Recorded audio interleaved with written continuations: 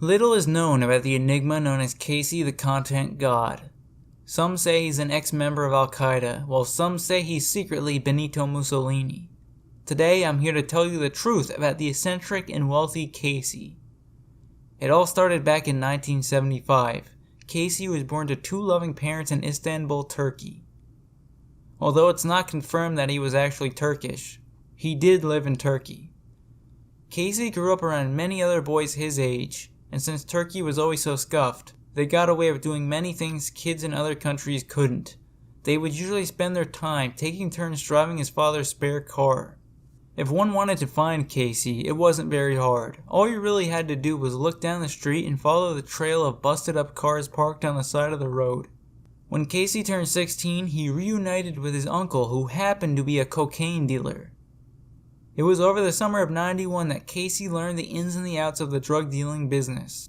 By the end of that summer, he had gone to work for said uncle. Casey would peddle cocaine to the Turkish people for the next 5 years before his uncle retired, leaving him as the leader of a large drug ring. From here on out, Casey would oversee the sale of not just cocaine, but heroin, meth, and many other dangerous drugs. What he didn't realize at the time was that he was now the biggest drug dealer in all of Turkey. Casey quickly became used to being the most powerful person in Turkey's criminal underworld. Casey's sales only continued to increase with every day. At the height of his career, Turkey had undergone its greatest opioid crisis in its history. But Casey didn't care. He was making far too much money to ever care. Even after the Turkish government began seizing some of his operations, it didn't seem to hurt Casey's business all too much. He had already formed his own small military with enough power to overtake Istanbul, but not all of Turkey. Casey wanted nothing more than to take his power to the next level. In 2010, Casey learned about a group of Turkish officials who wanted to overthrow the Turkish government. That's when Casey decided to fund this group, buying them out and becoming their leader. Over the next few years, he would increase his drug business while funding a highly trained team of operatives to carry out a coup. Then came July 15th, 2016, the day that Casey's insurrection would begin. Casey watched as Istanbul burned from his penthouse. He thought for sure that in the morning, he would be Turkey's new leader. Casey's men would storm Turkey's major cities, seizing government buildings one after another. The fighting would continue all night. However, in the morning, once all the smoke cleared, it was clear that Casey's coup had failed. With so many people being arrested in connection to the coup, Casey quickly prepared his money and belongings and left Turkey for America. Upon arriving in Los Angeles, Casey needed something to make him fit in with the Americans. He began studying American culture by watching movies such as We're the Millers. This movie was very interesting to Casey because it was all about drugs. In the movie, a group of people travel in an RV in an attempt to smuggle drugs. This was a revelation for Casey. Casey realized he could continue his drug ring in America. But first he needed someone to help him with this. He searched for potential associates until he stumbled upon a popular live streamer, Ice Poseidon. After checking Ice's Reddit, he learned that Ice was a drug addict.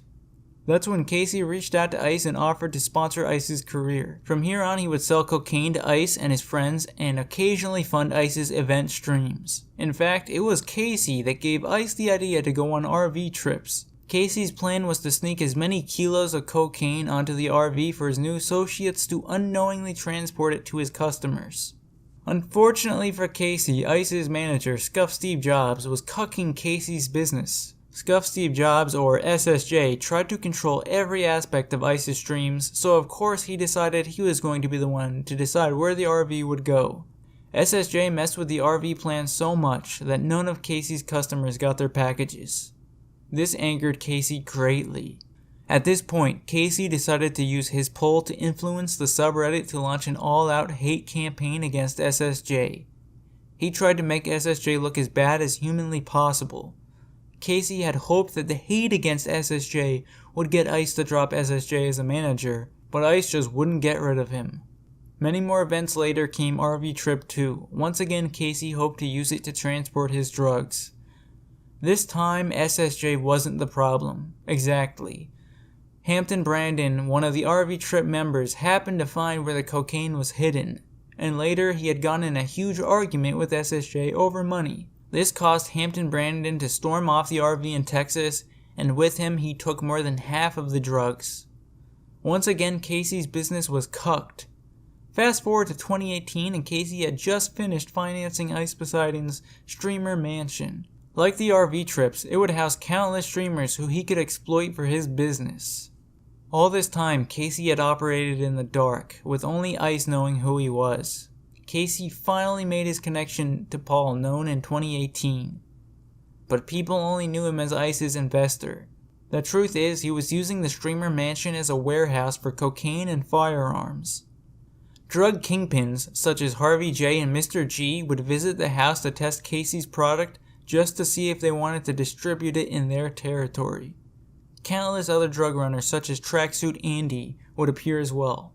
Things were going great for Casey's new cartel. The streamer mansion was a perfect front for his drug and money laundering businesses. But the streamer mansion wouldn't last long. On March 19th of 2019, the mansion was raided by the FBI. This was the end of the mansion as we knew it. Casey would go on to cut off all ties with Ice and instead choose to associate with former mansion member Only Use Me Blade. At this point, Casey dubbed himself the Content God, and had already taken over Ice's lucrative streaming career. Casey used the remnants of Ice's community to his advantage, harvesting donations to fund his empire's rebirth. And over the next few months, Casey would think up many new ways of smuggling drugs, such as hiding cocaine in G Fuel bottles and heroin in Blade's leg holes. Sadly, Blade's legs kept absorbing the drugs put in the holes, ruining them, and in the process getting Blade high. After gathering multiple other washed up streamers, such as Bone Clinks and Mexican Andy, Casey launched a third RV trip, this time in full control. With no one to challenge his authority, he would be able to deliver every ounce of coke around the country without any issues.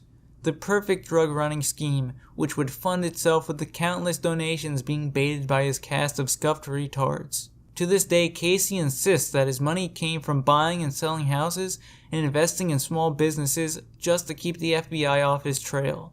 That brings us to today, where he and his drug mules are on their second day of unwittingly transporting countless amounts of cocaine around, helping Casey to rebuild his drug empire in America.